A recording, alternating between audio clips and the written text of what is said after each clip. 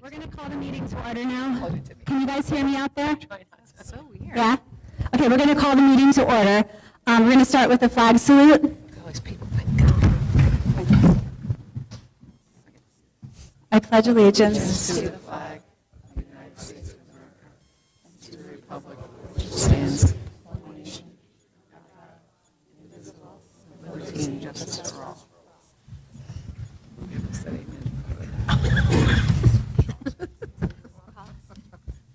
Okay, we're going to have a roll call. Mrs. Woolridge? Aye. Here. Mrs. Richmond? Here. Mrs. Gray? Mrs. Warner? Here. Mr. Salmon? Here. Mrs. White? Here. Mrs. Korn? Here. Mrs. McEwen? Here. Mr. Mark? I just want to draw your attention to the statement of public notice. This is a public Board of Education meeting that was advertised according to the law. There is a time for public comment because we don't have anything before the presentation. The public comment will be presentation. If you have a comment at that point, you can come up to the microphone and sign in on the clipboard and tell us your name and address. And then at the end of the meeting, the board will have board forum where we can have a discussion.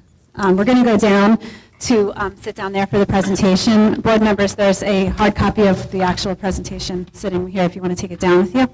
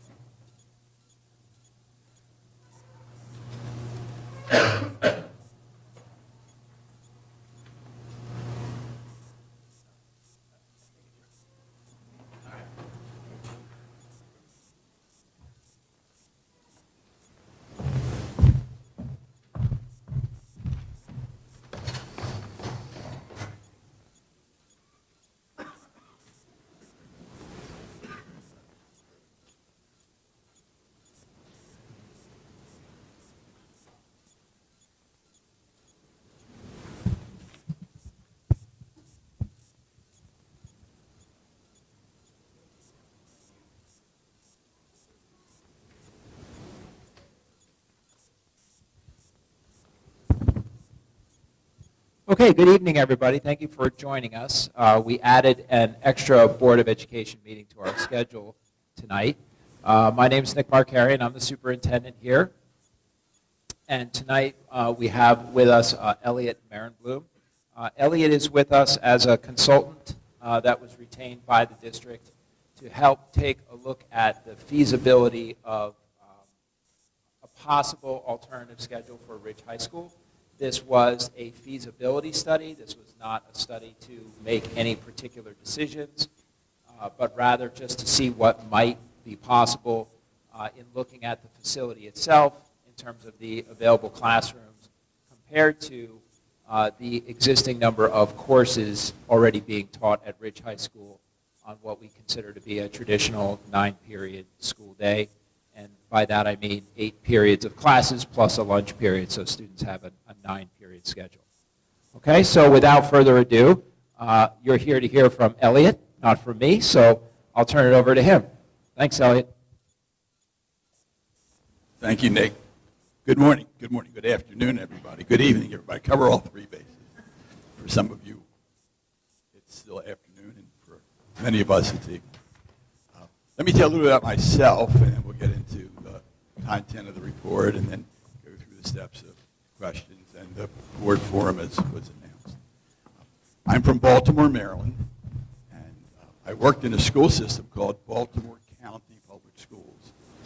It surrounds but does not include the city of Baltimore. And I started as a classroom teacher. I taught 9th grade students. and it was an integrated correlated program called CORE, or Correlated. And I would share with you that that notion of curriculum integration has stayed with me through my entire career in looking at schools and what schools should do. I would share with you further that following my experience as a classroom teacher, I became a school counselor, and I worked at a school, don't chuckle when I say this, Johnny Cake Junior High School. And we had a very wonderful experience there. And then I was also at a school called Old Court Junior High School, and served as a guidance counselor at the junior high level, and then went to the high school. I went to the opening of Randallstown High School, and it was really neat going to a brand new school and establishing the traditions and getting to know the students. And still today, seeing some of those students, and they're remembering things that occurred, things that I said to them, things that they said to me. So being a school counselor at the junior high level and the high school level were very good experiences. When the group that I had at Randallstown High School finished grade 12, I received a call from the superintendent, and he said very politely, Elliot, this is the third and last time I'm asking you if you want to be a high school or a junior high assistant principal.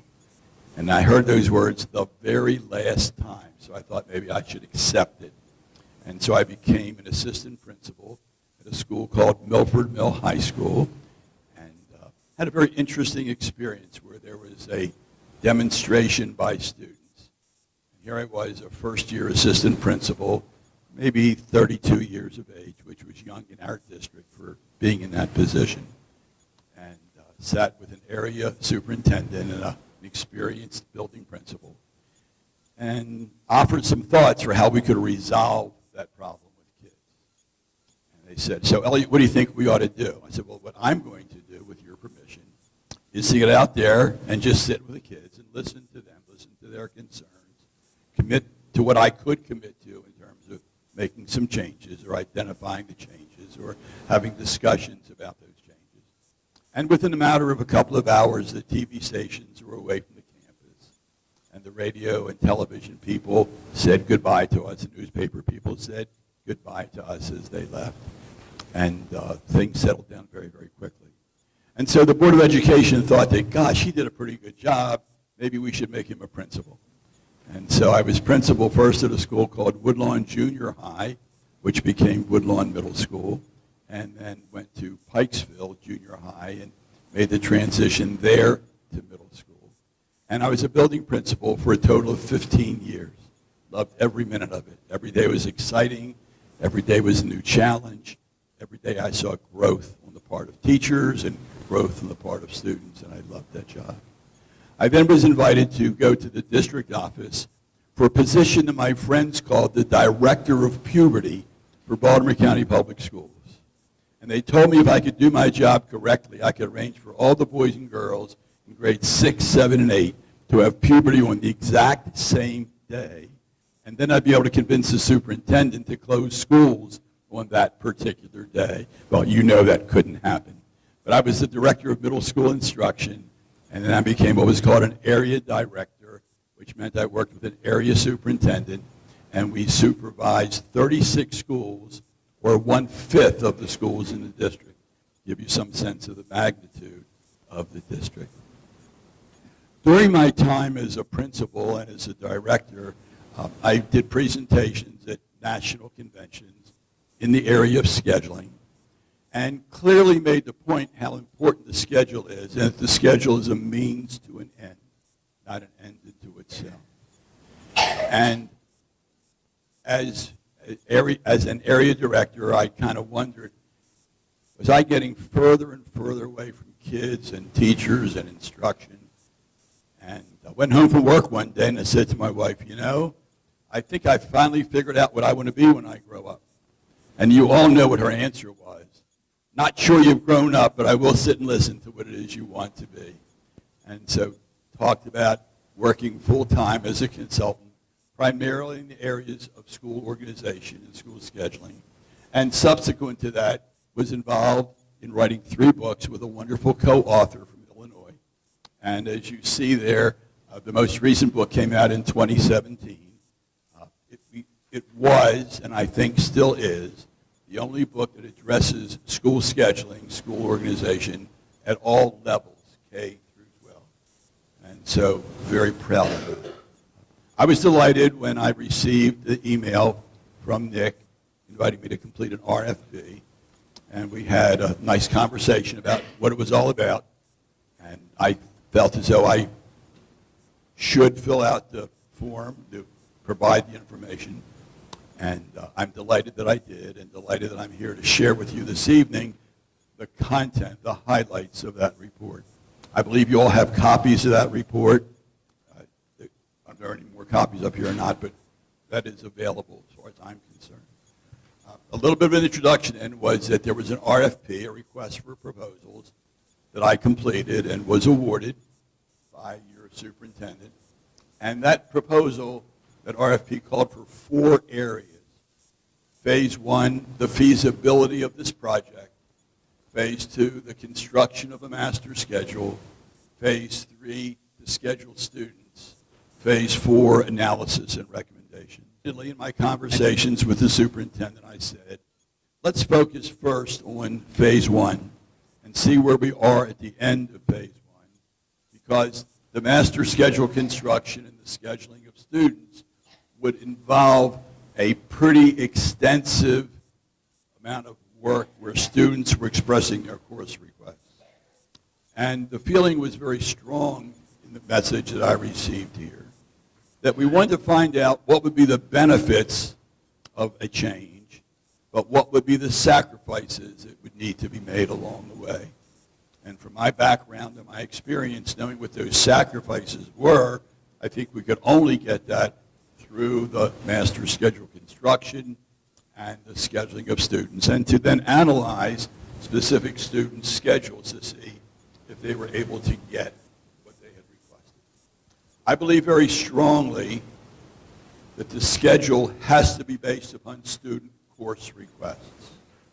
If 100 students signed for an elective, then we have a responsibility to offer that elective. If we don't offer an elective at all, we don't know what kind of interest there may be in that. So the notion of building the schedule based upon student course requests is critical. The wording in the RFP focused on a rotating drop schedule.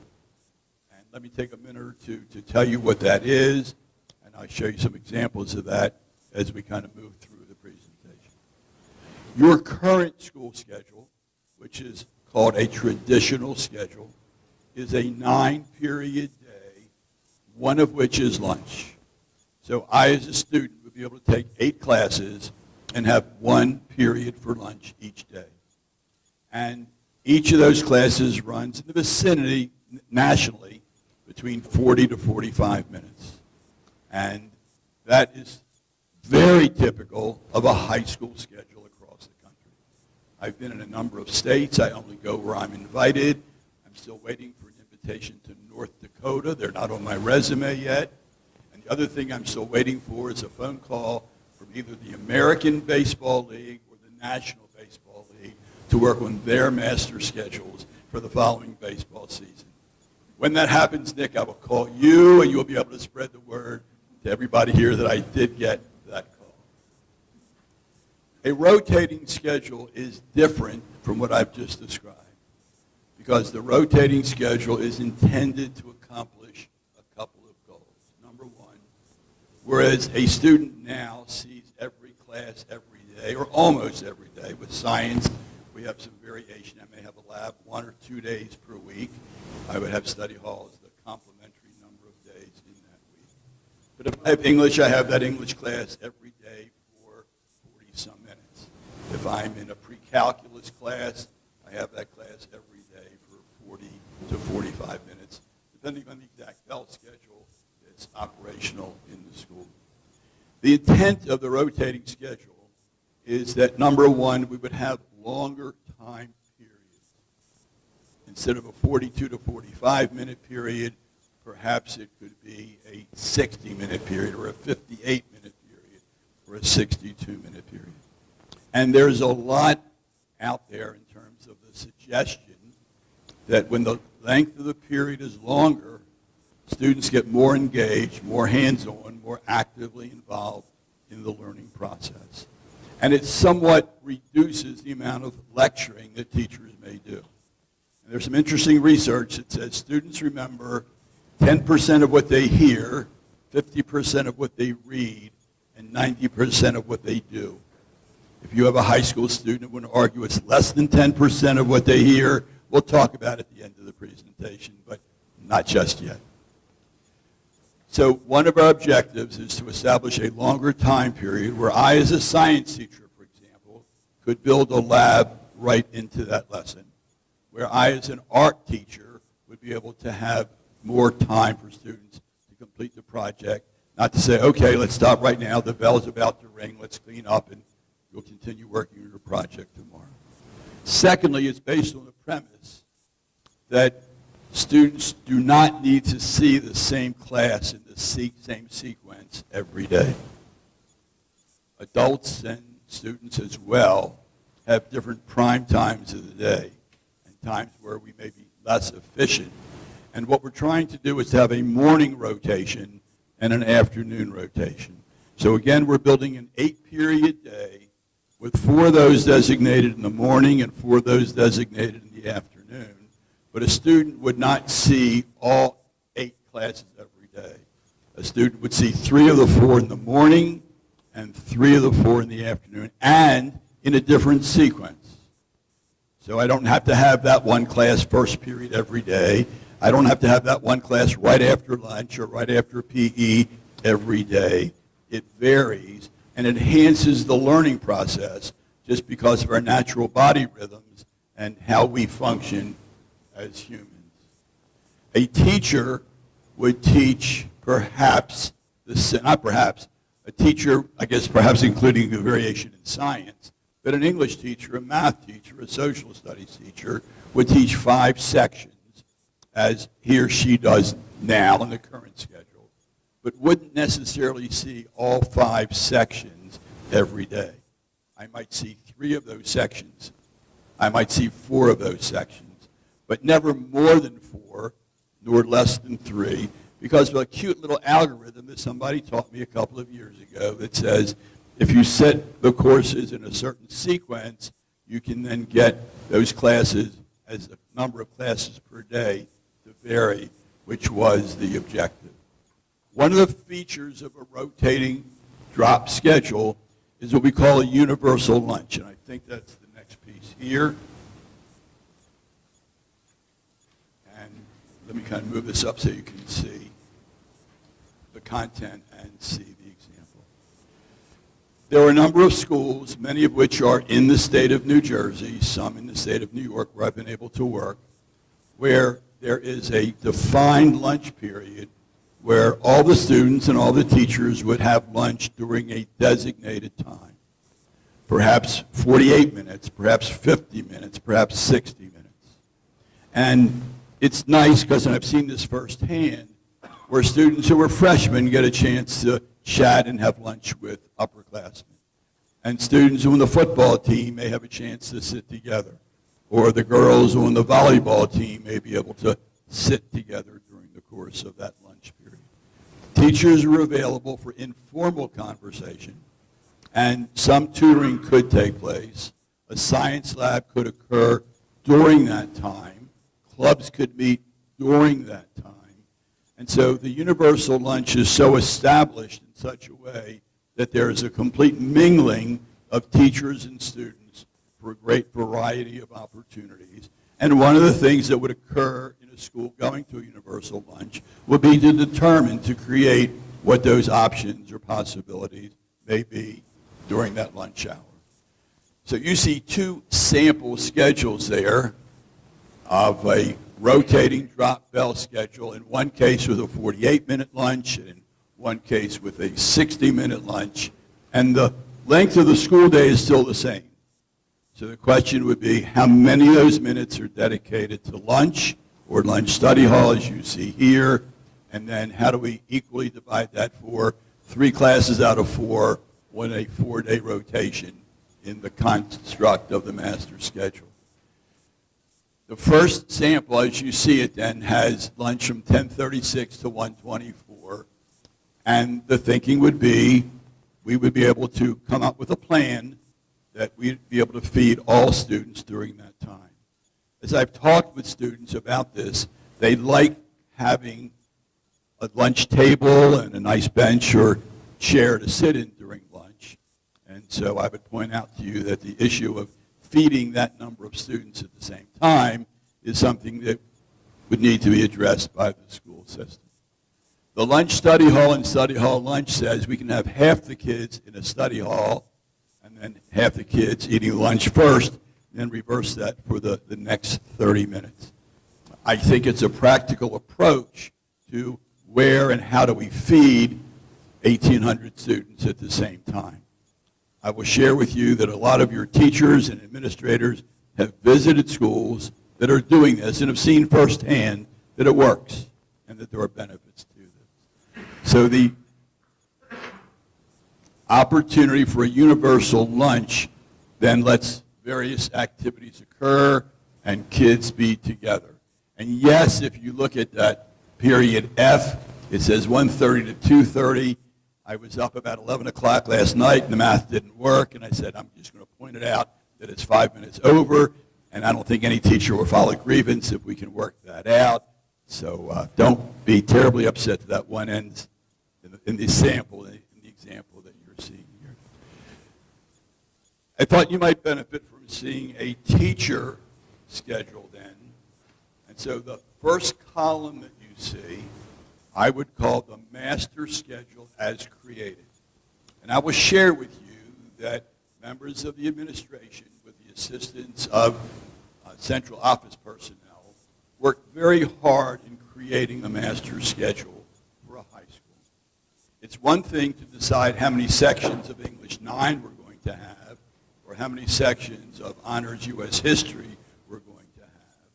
But it's another matter in which we say, but can we give all 1,800 students, or as many of those 1,800 students as possible, their first choice of courses? So I point out to you that making a schedule in a high school, in any arrangement, traditional, day 1, day 2, rotating drop, is quite a chore. So all I want you to see in that master list is that is the assignment of an English teacher, a math teacher, a social studies teacher, and I've just used the numbers to kind of abbreviate that or modify that for you. What happens then on day 1, that teacher has periods 1, 2, and 3. On day 2, 4, 1, 2. Day 3, 3, 4, 1. And then on day 4 would have that the last periods 2, 3, and 4. So in essence, if you look at 10:01, it shows up 3 days out of 4. If you look at 10:02, it shows up 3 days out of 4. So as a student or as a teacher, a group would meet for 3 days out of 4 at 60 minutes. Now, a major plus of the rotating schedule is reducing the amount of time kids are in the halls. It's rather difficult in a secondary school to find more instructional minutes. We can do this if we can eliminate or reduce, you can't eliminate it, if we can reduce the number of minutes of passing time. So the rotating schedule reduces the number of minutes of passing time because the student has 6 classes daily rather than 8 classes daily, as well as the lunch period. And you see that same rotation running in the afternoon. For your information, you also have a student schedule. And again, that student has 3 classes out of 4 in the morning, 3 classes out of 4 in the afternoon, and that same rotational piece works. And 3 days out of 4, I would have my science class. 3 days out of 4, I would have my math class. So that briefly is an introduction to you of 2 important terms that we're using in this report. First, a rotating drop schedule, and secondly, a universal lunch. When I met with the group, the instructional leaders of your district, I was told that we'd also like to look at a day 1, day 2 schedule, also known as an AB schedule. And I thought I would take a minute or two to point out what an AB or day 1, day 2 schedule is. It also involves an 8-period day. But instead of the rotation that you saw in the rotating drop schedule, a student would have 4 classes on day 1 and 4 classes on day 2. In a traditional schedule, a class should meet about 40-some minutes. In a rotating drop, a class would meet about 60 minutes. In a day 1, day 2 schedule, a class would meet somewhere in the 83, 84, 85-minute period zone. We're talking very clearly, and I want to make sure you see it, that we're going to be asking teachers to plan lessons differently in a 60-minute class or an 84-minute class.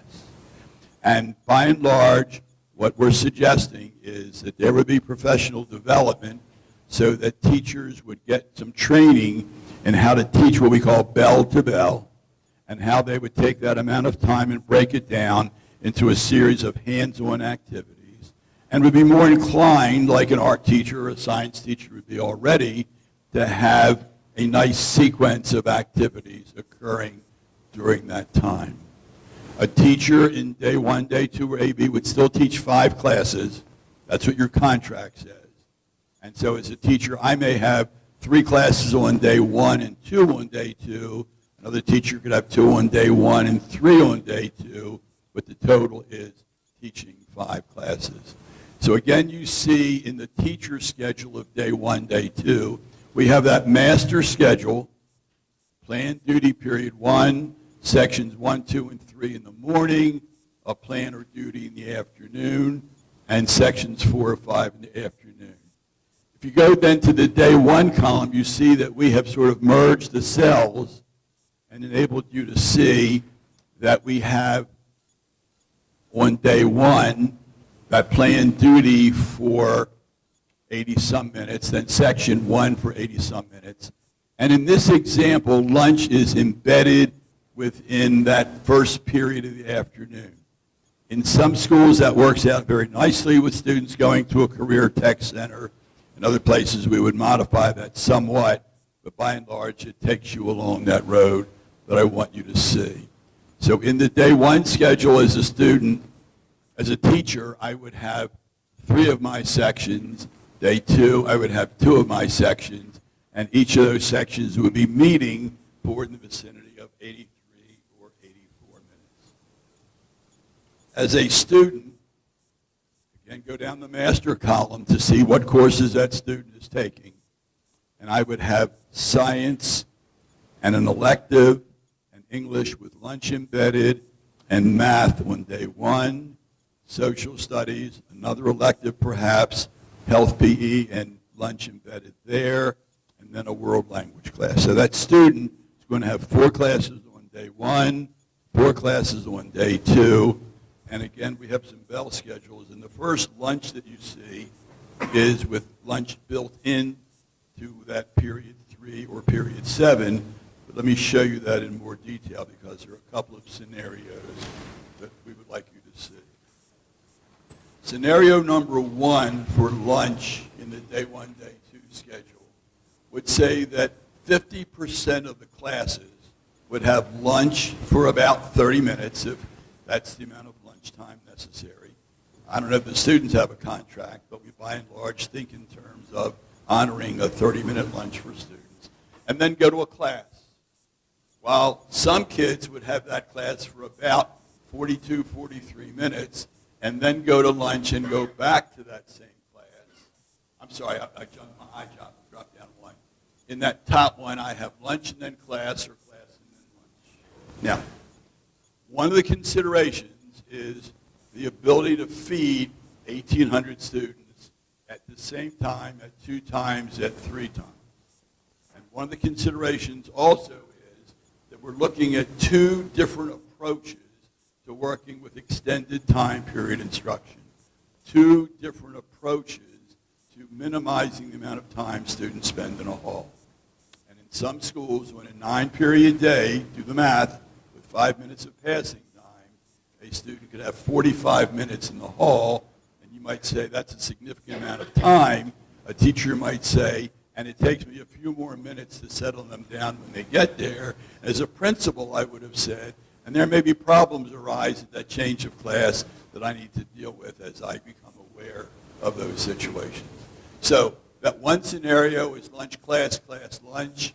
The middle scenario there is looking at having 3 lunch periods, and we've also taken that idea of lunch study hall lunch, and shown you that in terms of the day 1, day 2 schedule.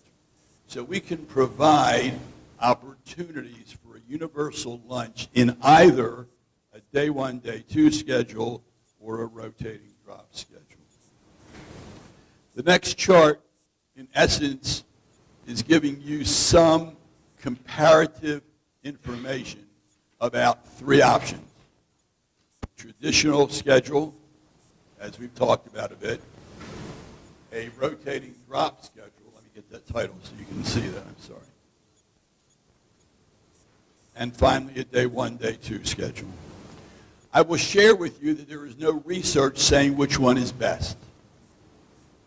I will share with you that there is research that says how to make those work effectively.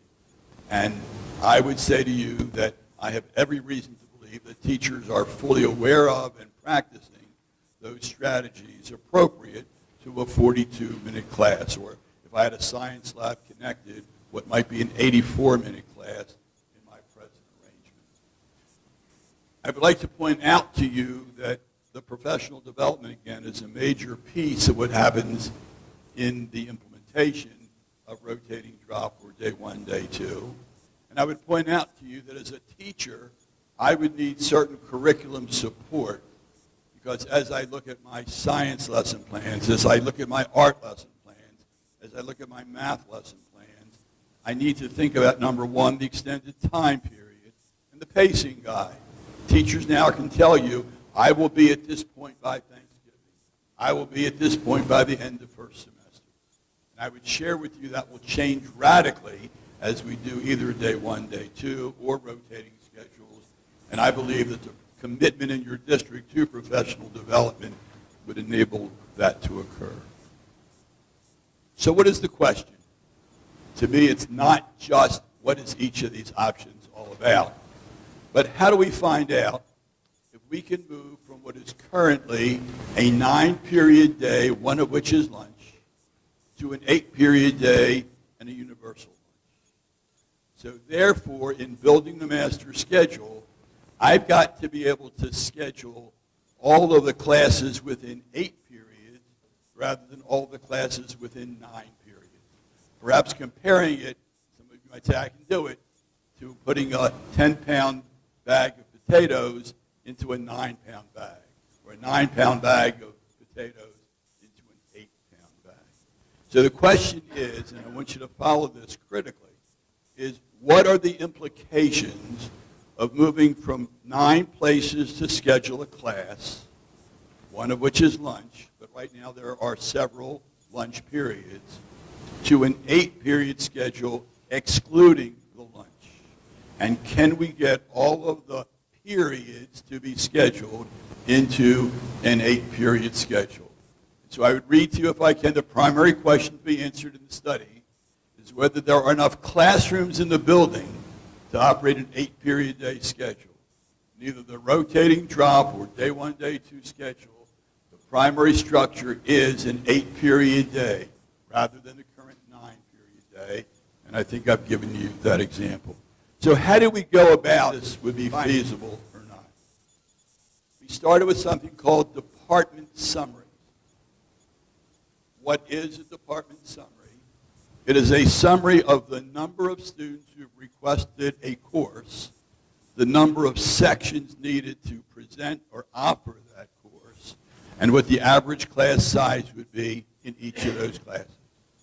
And I need to say, from my perspective, and I believe the folks in the district agreed, we are not here to increase class size to make this work, nor are we here to reduce the number of teaching positions to make this work. So the operant question is, do we have enough classrooms so we can offer every course we're now offering with the average class size that you believe in, that you are financially supporting within an 8-period day schedule? And so we went through a process in these department summaries, all of which appear in the appendix of your report. And when we give a quiz at the end of our discussion tonight, you will not be asked any questions about any of the department summaries or any of those numbers, but they're there for you to look at because it's a critical piece, and we spent a lot of time looking at it. We identified then, without reading to you exactly, the English department has 90 periods of instruction in the current schedule. Now, I need to point out to you that our work was done with the current schedule, the current classes offered, the number of students in each of those classes, the average class size that exists. We did not eliminate any study hall. We did not eliminate any electives to say, oh, we can make this work if. And so there is a clear listing of the number of periods of instruction, and what you see at the bottom of page 5 then is a summary of all that information, and the appendix includes each of those studies in particular. It led us then to look at something that I found extremely exciting to work on, because now we're trying to find out, do we have enough rooms to put all of these periods into a schedule within 8 periods? And we have 2 categories of rooms. We have certain rooms that we're calling restricted. An art room is set up and is going to be occupied by art teachers, and the schedule makes maximum use of those art rooms. But I, as an English teacher, I'm not sure I want to teach in an art room. Science has facilities designed for that, and I'm not sure there are teachers of math or world language that would feel more comfortable in one of those rooms than in what we call an unrestricted room. So we have taken each of the departments and we've identified the number of periods needed in what we're calling unrestricted rooms. Science is a restricted room.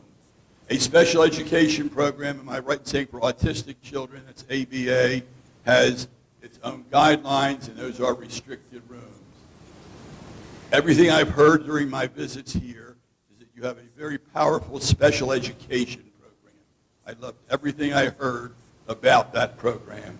And we felt that a strength of it is that we have small group rooms, and we have 7 of those rooms that will not hold 15 or 18 students needing resource math. It would hold 7 or 8 or 9 or 10 kids to hold that number. So we have some of those rooms that are restricted. ESS is a restricted room.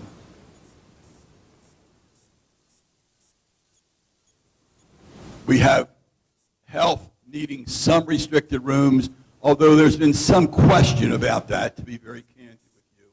So with the expansion of the curriculum in health, we sort of wanted to keep 2 rooms as restricted rooms. And again, the curriculum is driving the decisions that are being made in considering a room to be restricted or not restricted. So if you do the math, we have 49 restricted rooms, and we have a total of 374 periods that would need to be scheduled in 376 period room scenarios. And to me, that's very, very close. What I'm saying is, from my perspective, to be in a position to try to make sure that we have just a margin of 2 periods in building the schedule, in honoring the student course requests, in recognizing the conflicts, and that's a positive word, that exist. We have students who are taking a calculus AB. We may have just 1 section. We may have an AP English 12 class, just 1 section. And don't check with me. I'm just giving those as examples. We don't want them scheduled at the same time. We want every student to get as many of the courses requested. And I will share with you that there's a major commitment by the school administration from my perspective, of honoring those course requests in general and the honors and AP courses in particular. So let's look at some conclusions, and again, I'm going to take the privilege of reading to you. Conclusion number 1, a reminder to everyone who reads the report that the data and consequent conclusions are based on the current 2018-19 school year. These are not projections for next year. These are not based upon what an average has been over a period of years. We worked with this year's master schedules. The chart demonstrates the number of periods of instruction currently in use, meaning that 8 periods would equal 1 room. I may be in that room for 5 of those periods, but you may be in that room for 3 periods and in another room for 2 other periods. Number 3, and here are some magic numbers. This chart indicates that 49 rooms are restricted to a specific subject, while other rooms can be used for multiple subjects. The number of restricted rooms is a critical piece. We're committed to special education having those room restrictions. We're committed to science and art having those room restrictions. We're committed to performing arts and fine arts and tech ed being in what we're calling restricted rooms. So I repeat, the chart indicates that 49 rooms are restricted to a specific subject. Out of the 96 classrooms in the building, 47 are restricted either by department or by course. In other words, we're trying to schedule 374 periods in what appears now to us to be 376 places or opportunities in which to schedule those classes. And so if you're reaching the conclusion that that's mighty close, you're correct. That's a significant conclusion that we reached and that I'm supporting from the extent or responsibility of my report. Some other considerations, and again, I want to read these to you. Number 1, that some new construction could result in an increase in the enrollment in the school. Number 2, the very positive image and success rate of your special education program could well cause parents who are looking for a better program to address the unique needs of their kids might be saying, we'd like to go to this school, we're moving into this community, and can we accommodate that population? Third bullet, rooms that are currently used for special ed small groups may no longer hold the number of students scheduled, which I said earlier. An issue in this whole conversation is what you refer to as option 2 regarding physical education. And option 2, as I understand it, briefly says that a student on a sports team in a given season or a student in a community athletic program in a given season is not required to take physical education and could get a study hall, not another class, but a study hall during that time. And that becomes a part of this process. The next bullet. As part of the social emotional learning initiative, the number of rooms needed for health could well increase. Next bullet. A change in the current lab structure as a result of the unit lunch model would allow for more efficient use of existing science rooms and potentially free up a couple of classrooms. And I want to commend the leadership in the science area for identifying that for us. So it's close, it's not locked in, but we're dealing with a very close situation of which I think we need to be fully aware. And finally, some options may exist to utilize rooms that are now, let me get that back. Some options may exist to utilize existing classrooms for courses that are unrestricted, whether it's health, whether it's a science lecture situation, we could look into that. What am I concluding in terms of this report? A couple of, I think, very significant points that I want to share with you. Number 1, in my view, Ridge High School does not have enough unrestricted classrooms to implement a rotating schedule or a day one, day two schedule.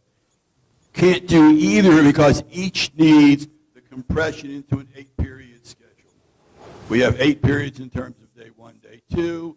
In the master schedule, we have 8 periods in terms of rotating drop. So we have the same number of rooms available and rooms needed in either of those two models.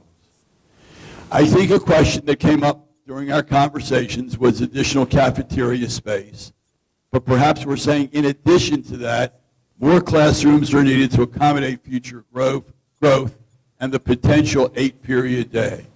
I'm recommending 5 to 10 classrooms would enable a change to either day one, day two, or a rotating drop schedule. And of that 10, I think consideration should be for science getting 1 or 2, maybe 3 of those rooms in light of the tightness of that schedule right now that exists in science. But other rooms would be used then for the unrestricted courses, unrestricted classrooms for English, for social studies, for math, for world language, and so forth. I'm pointing out to you that the current number of periods of instruction and the need to have classrooms is extremely tight. There's no wiggle room. And to embark upon a major change at this point in time may well be problematic. But the solution, I believe, and what you should look at as a district after this evening's report, is how do we go about getting more cafeteria space? How do we go about getting additional classrooms to move in that direction? A question was raised, if we lost 100 students, that doesn't mean they got lost during the school day. It means that if there was a decline in enrollment of 100 students, would that be the answer? And I think not, because students are taking a number of different courses. Very specifically, a solution may be to expand the cafeteria and add additional rooms on the second or third floor above that cafeteria, or the possibility of portable classrooms should be considered. There was some conversation about unscheduled classes where a student may take a 9th class during lunch and not eat lunch, or take lunch with him or her to a specific room with the approval of the classroom teacher. And so I'm suggesting that this whole question of what is called here unscheduled classes needs further discussion. Next bullet. At the present time, there are students with multiple study halls. On one of the days here, I went into the cafeteria, and I will tell you, it was a beautiful setting. I saw students talking to each other. Some were doing work, honestly, some were not. But it was the end of the day. But I saw a beautiful camaraderie among those students. I saw students engaged in conversations that were positive. And I need to say to you that the whole question of how many study halls a student may have is a significant question, and that you need to look at that. What I'm saying to you in the next bullet is a very significant statement, and that is the notion of a rotating drop or day one, day two schedule is an excellent idea. I think there's a lot of research, and I would urge you as a community, as the school leadership, district leadership, to study what is called a meta-analysis. What is a meta-analysis? This will be on your exam this evening. A meta-analysis is something that combines information in multiple studies. Dr. Hattie and Dr. Marzano are probably the two national leaders in this area of meta-analysis, where they look at a number of studies and from those studies reach certain conclusions. And so I would strongly recommend the studies of Marzano and Hattie to look further in terms of making such decisions. Once a plan is approved for providing additional cafeteria and classroom space, this topic of a rotating schedule or a day one, day two schedule should definitely be revisited, and a study comparable to this one be implemented based upon some more classroom space, based upon having enough places to put the various periods of all of the subjects that students are now taking.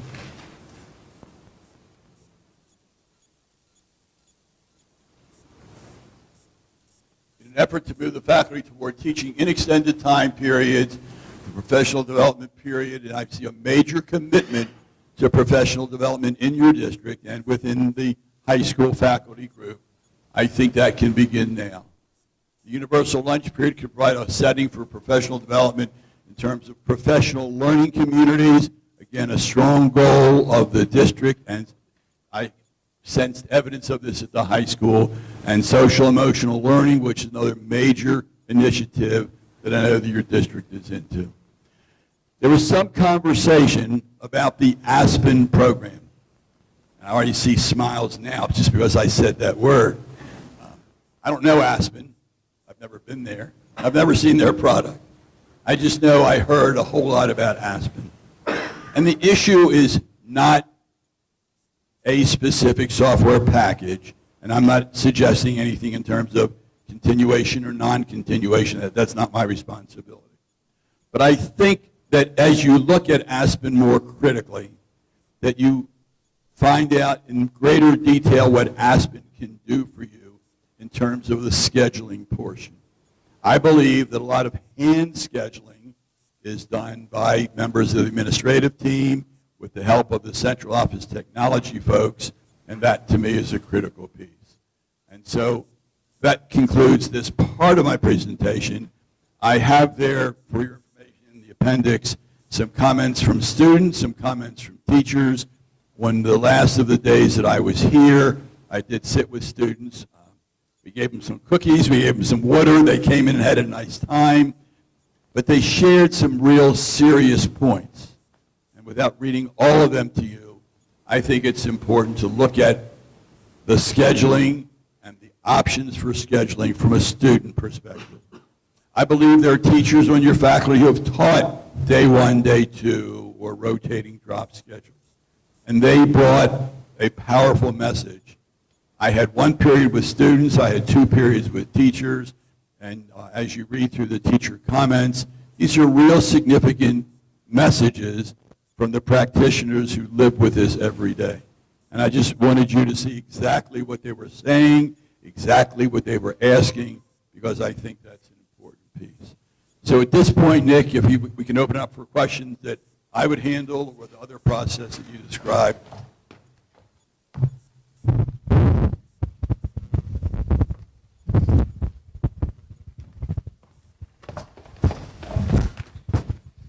So board member questions? Any? If any? If any? Please. You want me to start? I have a question in terms of the 2 different options. The two different options of the rotating versus day 1, day 2. Thank you. I like the length of the rotating more than the day 1, day 2, and I think of it in terms of, I have an 8th grader now who will be a 9th grader.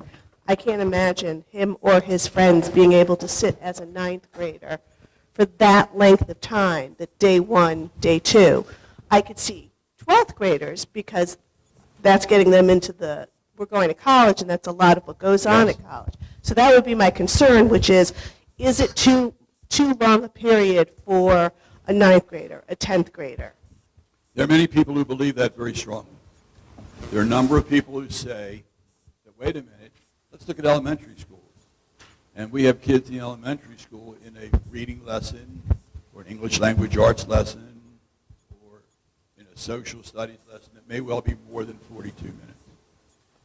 Do I think it's a long time for kids to sit? The answer is yes. Do I believe the responsibility for making it work is the teacher?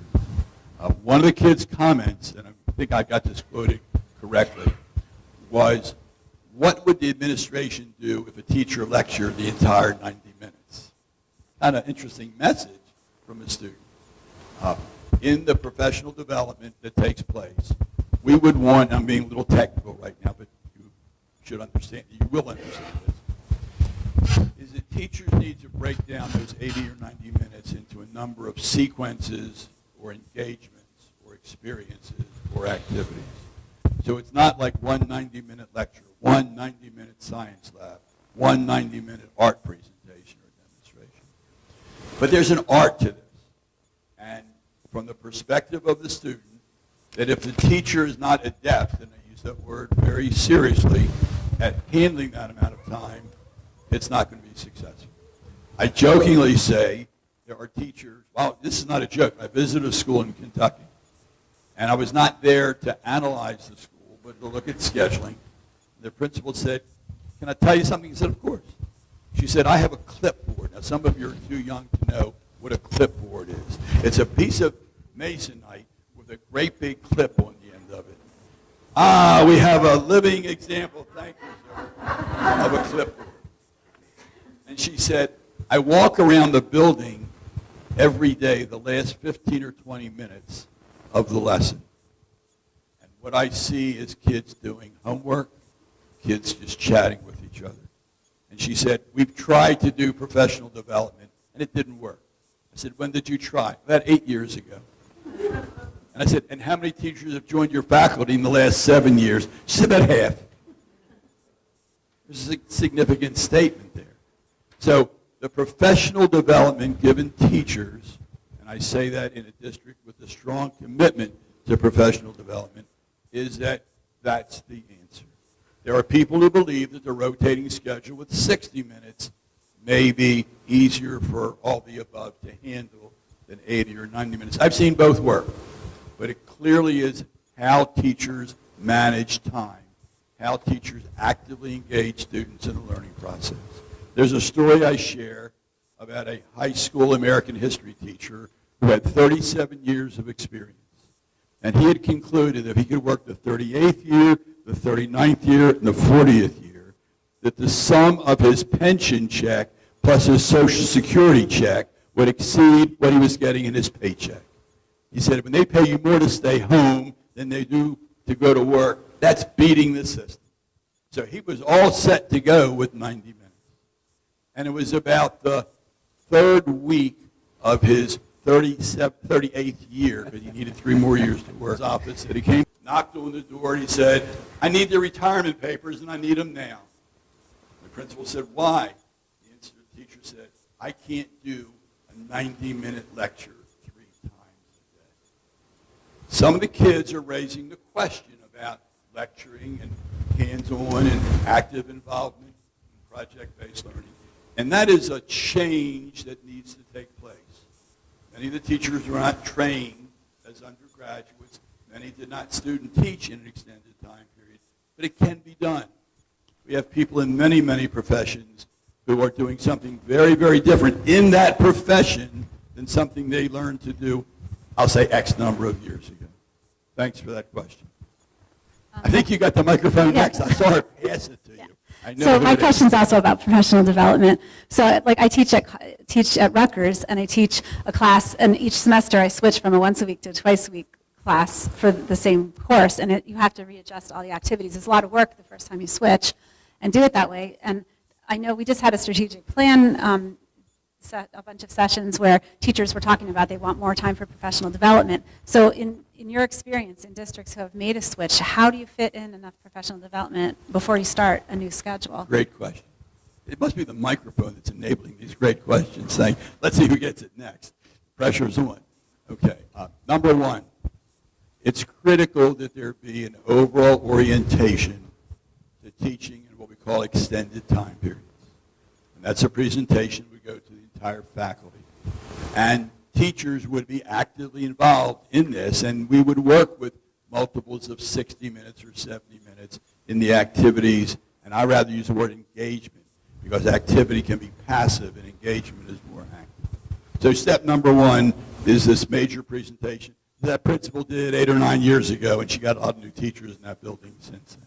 Number two, I believe the responsibility of the administration, and I'm not going to get this word wrong, the subject area leaders, the supervisors, thank you. I knew I'd get a prompt over here. Thank you very much.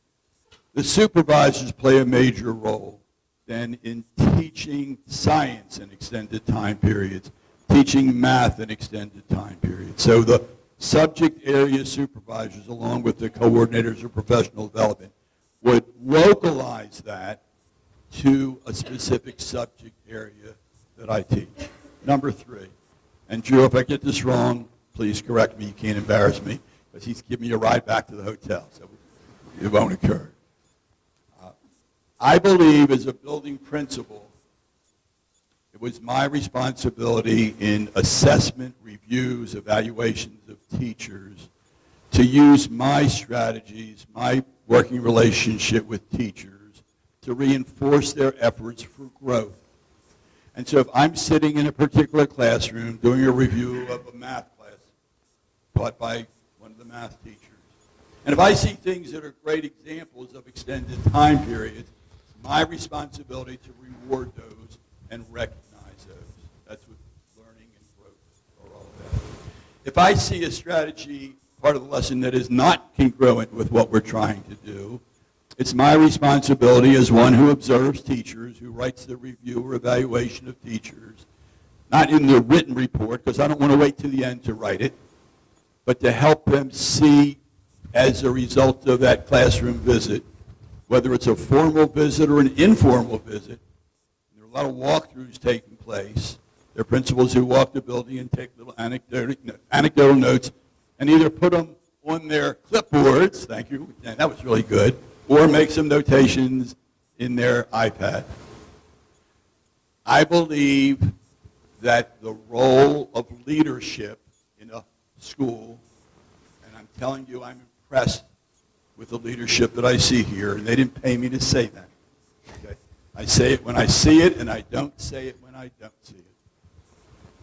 I'm saying to you that a special education person, a leader in the area of science, someone who was in the back of the room in fine arts, is going to give feedback to teachers.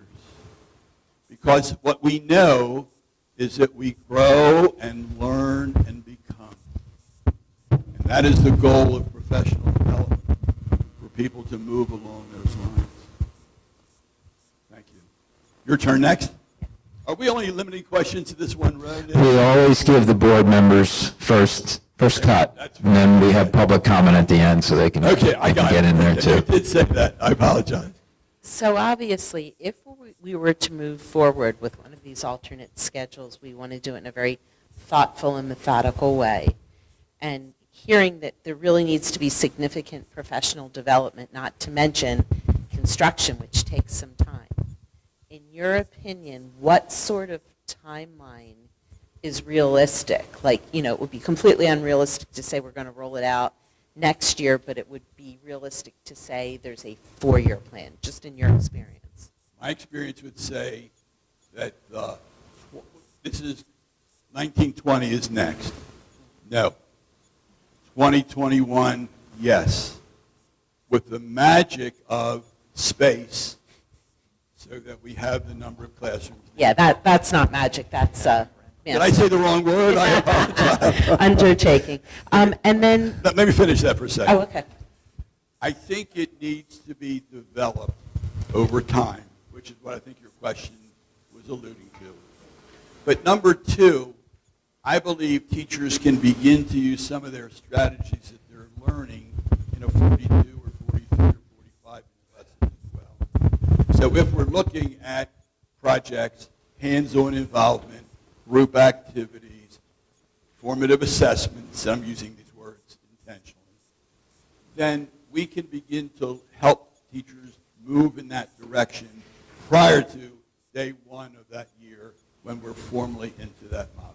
Now the second part, please. Well, and these are just some thoughts that run alongside of it. I don't necessarily know they're questions for you, as more points for the board. Do I have the right to say if they're for me or not? Absolutely. Thank you, ma'am. I appreciate that.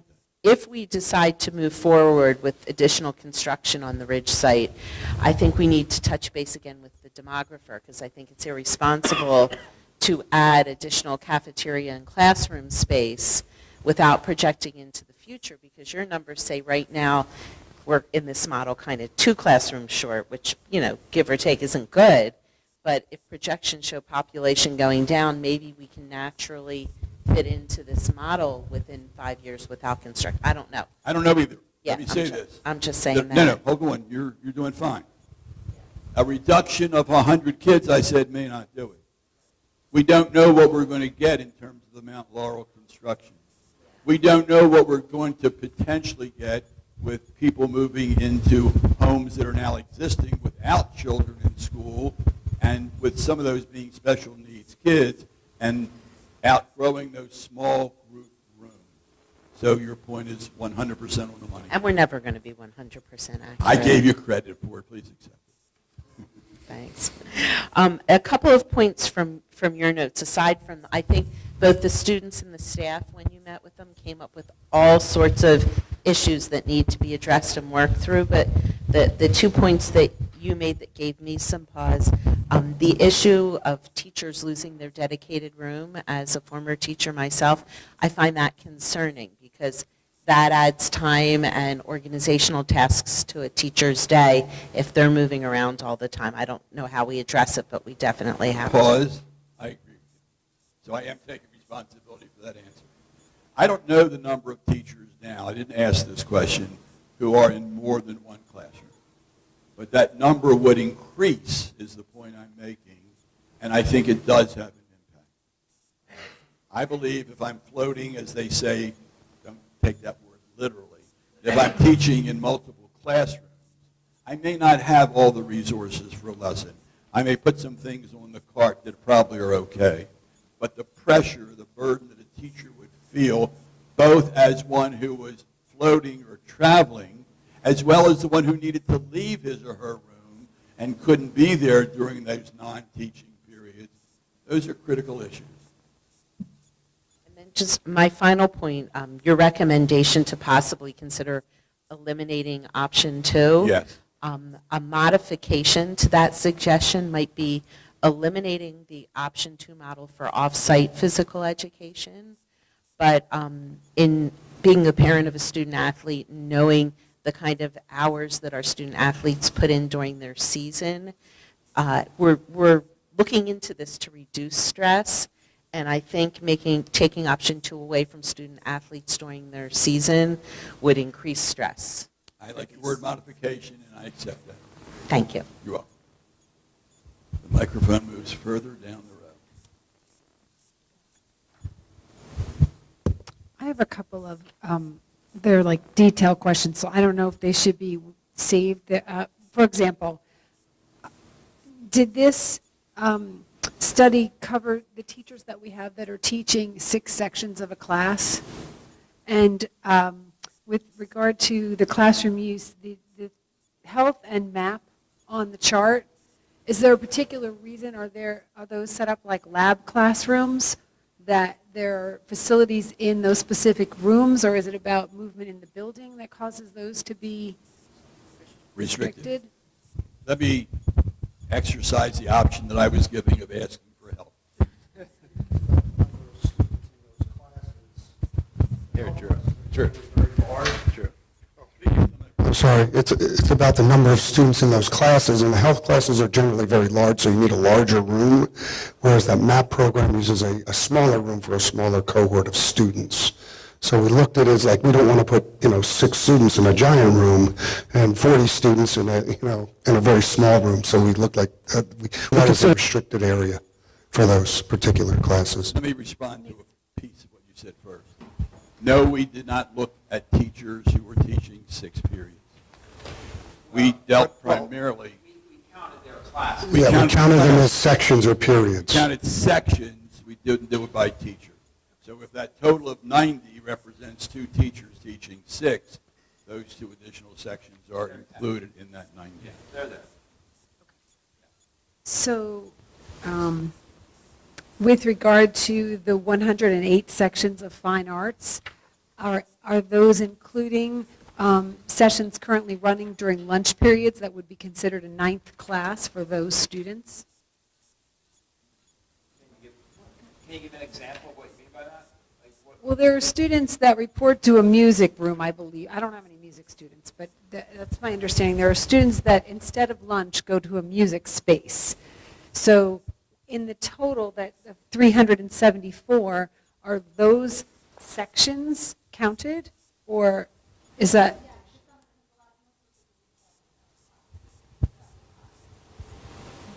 But if it's scheduled during their lunch period and you have to take lunch at Ridge High School, it has to be one or the other, doesn't it?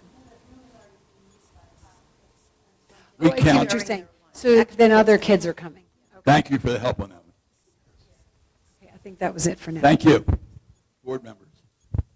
I have a question in terms of the cafeteria.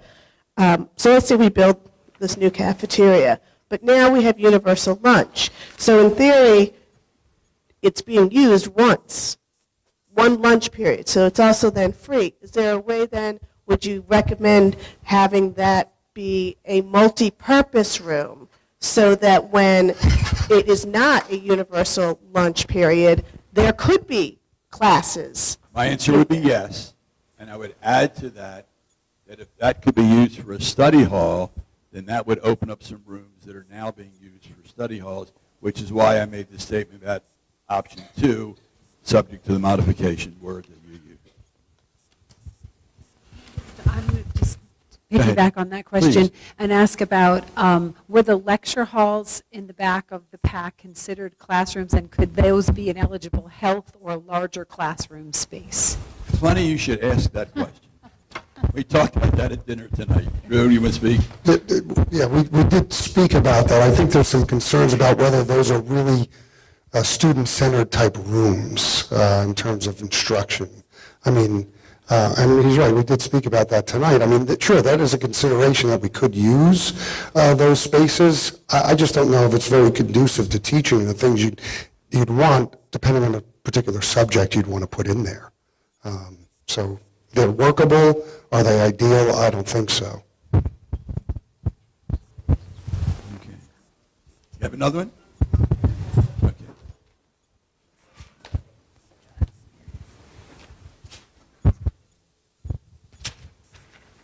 So on this page 6, where you calculate the number of non-restricted periods versus what we need, it sounds like every classroom would be maximized, but one classroom would have 2 free periods. Exactly. And that's completely it. So what does that mean when you say it's like, I understand that that's a close number, but what do you mean when you say that's like really tight? Like what would happen if we actually just went forward and did it?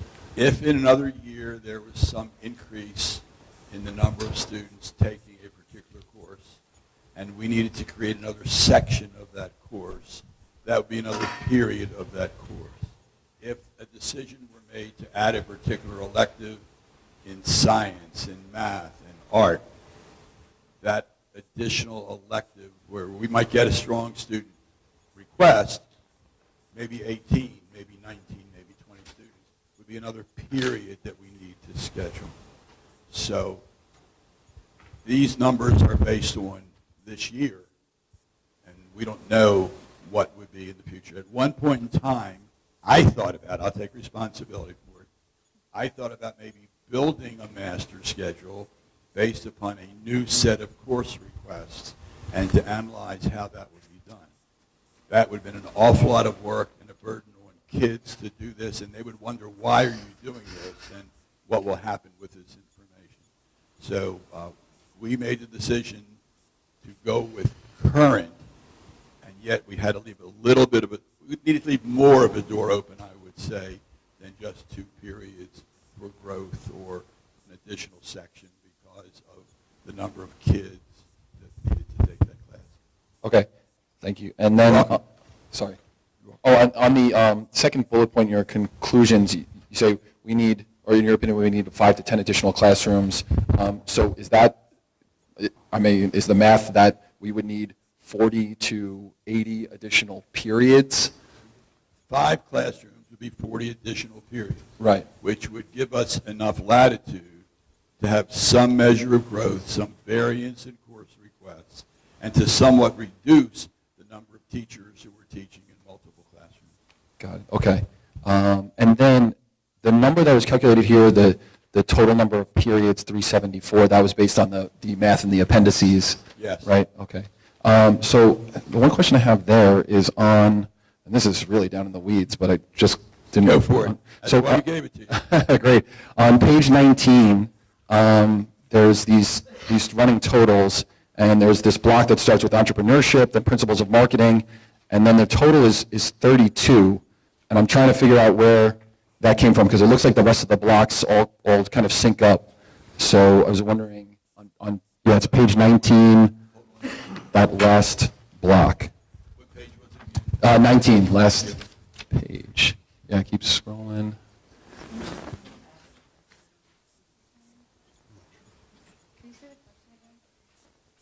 question is, so on this page, this block starts with entrepreneurship, principles of marketing, and then it totals into 32 periods, but I'm only seeing, I don't know, maybe 12?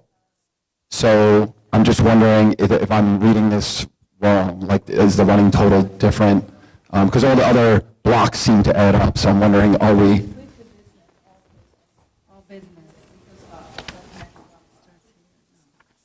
Yeah, but that block is 10, and then there's 32, so that still wouldn't add up. Right? Because look at the bottom total, it's 108. Right. So that's adding up, starting from... I'd have to recheck that. Yeah, no, I'm wondering, is that a mistake, or just, maybe, I don't know how this was calculated, so I don't know, but if that's an error, and that sub-block adds up to 3, 6, 10, 12, and there's 20 additional periods, then does that make this more feasible? Or gets us closer to something? But that's just a math question, I guess. All right, thank you very much, I appreciate it. It's very interesting. Hi. Hi. I mean, everyone asked most of the questions, but it seems, aggressive, building a cafeteria in 10 classrooms. I mean, just aggressive. You all can't see the look on her face that she said that. There was shock. It was like Which amazing. is great. But it seems to me when I look through, no one's going to like this, but no one likes what I say anyway. So you look through some of the classes, we don't have a lot of kids in some of these classes. Exactly. And I'm not talking about special ed. I'm not talking about, but some of these classes are taking up, so if we want to do this, we're going to benefit all the kids. Do we not do it because we have a class with 6 kids in it? We have an elective that 6 kids want to take. Or, I'm just throwing it out there as an example. So is there a way to, I'm not saying that we have to cut, lots of stuff. I'm just saying that, is there a way to find room to do this without major construction? And I know the cafeteria is a whole different thing. By streamlining, or like you were saying with the option 2, like trying to find space because we're offering things that maybe we don't really need to offer. Let me give an answer, and Drew, jump in if you want to add to it. I believe that the cost of building another cafeteria or expanding the cafeteria is a great one. A great one, great cost. I can't tell you what that number would be. $12 million. It's a lot of money. Okay, number 2, one of the students commented, I won't tell you his name, but he said it very specifically. He couldn't imagine building another cafeteria to use 1 period a day or 1 hour a day. And I'm just restating what that one student said. And if that's your son or daughter, you've got a wise person there who's going to do well in the future for thinking analytically. I would say, number 1, that the question needs to be reevaluated. Not yours, don't take it personally. The question at hand. If the goal is to have an extended time period for a student to have other than a 42-minute class, and we can provide the classroom space. I'm separating the issue of the classroom space from the cafeteria space. If you were to look at the day 1, day 2 schedule with 3 lunch periods, which could even be expanded to 4 lunch periods, we could get more efficient use of the cafeteria and provide extended time in the day 1, day 2 model. So that's what I'm saying. If the goal is to cut down on the number of class changes, if the goal is to do something else than what we're now doing, then the day 1, day 2 model gives us some latitude. I'm not sure, Nick, but I would think that we could get by maybe with 1 less lunch period. I'm not sure. Maybe some revision of the cafeteria. I looked at Nick, I meant Drew. I apologize. Because Drew lives there every day.